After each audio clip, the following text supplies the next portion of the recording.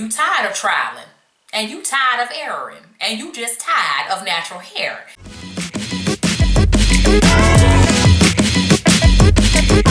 Hello everyone, Kayla here, and in today's video I'm going to be talking about how you can avoid a failed natural hair journey. I want to make it clear that you can't necessarily fail a natural hair journey, but you can become, I guess, frustrated, irritated. You could straight up quit being natural. So that's kind of what I'm aiming this towards, but failed natural hair journey just sounds shorter and it's more understood for as far as the titling and whatnot of the video. So anyhow, so let's get right into it. The first thing that you can do to avoid a failed natural hair journey is to stop expecting straight hair things for textured hair. I do not expect to easily brush and comb through my hair dry like I would do for straight hair. I do not expect to throw my hair up into a lazy ponytail easily like I would for straight hair. In fact, whenever I do my hair in one of these, I actually have a bobby pin, two bobby pins on a elastic band, and I stick that and wrap it around like that. But if I were to do it the normal way people make a ponytail, it would be a little bit of struggle and strife. And I can expect that, and that's okay. Natural hair takes different things, different methods, different amounts of time, and that's okay. You have to be willing to accept that. The next thing you can do is start simple.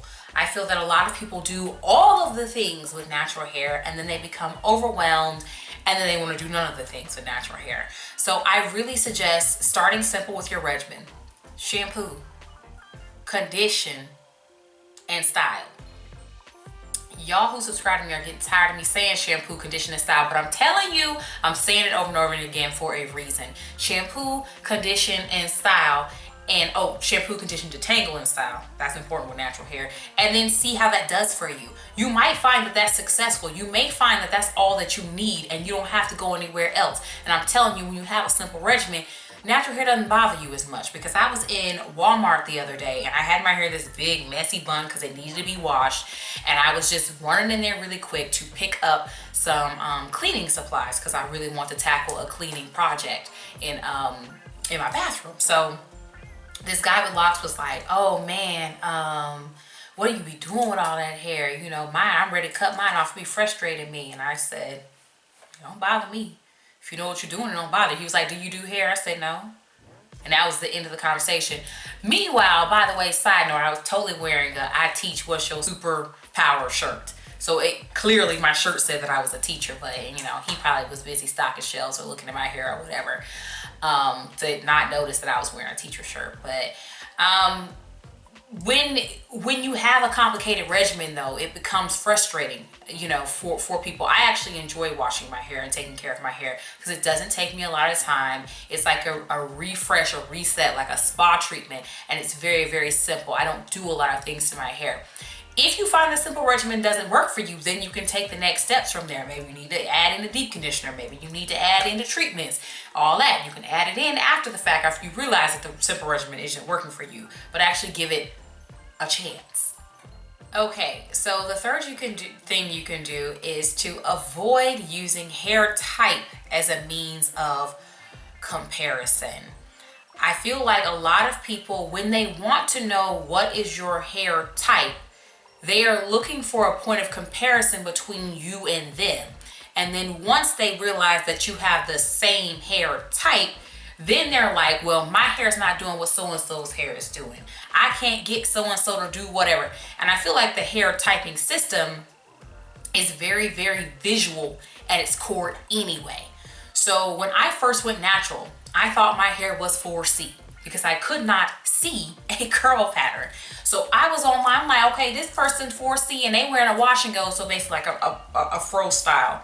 And I want my hair to do that, but why my hair floppy and it's not doing that? And just getting frustrated because my hair wasn't making those perfect afro puffs and things that I saw other people making. And then, you know, I found out later that my hair, if you're going with the curl typing system, is more of like a 4B-ish, whatever. And even then, just because my hair has the same visual curl pattern as so-and-so does not mean it's going to act the same way. It's not going to soak in product the same way. It's not going to be detangled the same way. It's not going to act the same way. That person might live in a different climate from me, so their hair is differently, behaves differently because you go outside. Like me, I live in a very humid climate. It is humid where I live, I would say nearly year round.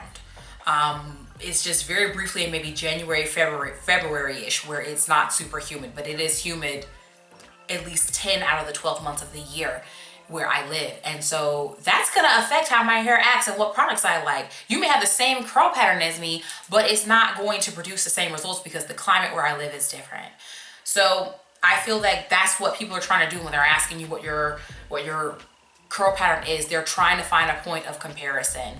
And I feel like that is just like the fast track to disappointment and frustration.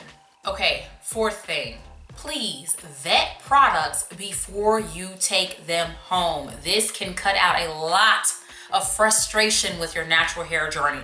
I know we hear over and over again, trial and error, trial and error, trial and error. Yes, trial and error is great, but it can create a situation where you tired of trialing and you tired of erroring and you just tired of natural hair and you just want to get off this hair journey and you just want to throw in a towel and go back to what you know, which may be relaxed hair or whatever, cut off hair, whatever.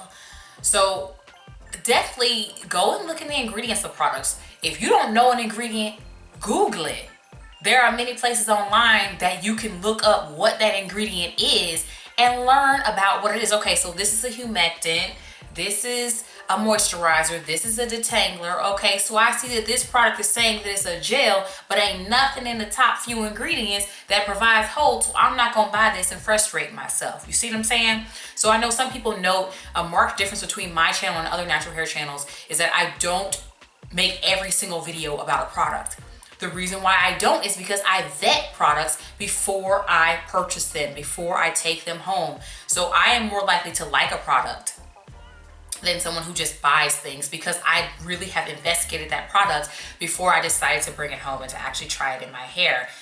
And it does slow you down on buying products as well. It curbs product junkyism, and product junkyism will get you to frustration and burnout very quickly as well. And the last thing to avoid a failed natural hair journey is to give things time.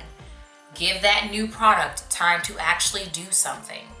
Give that new technique time to actually prove if it works or does not work.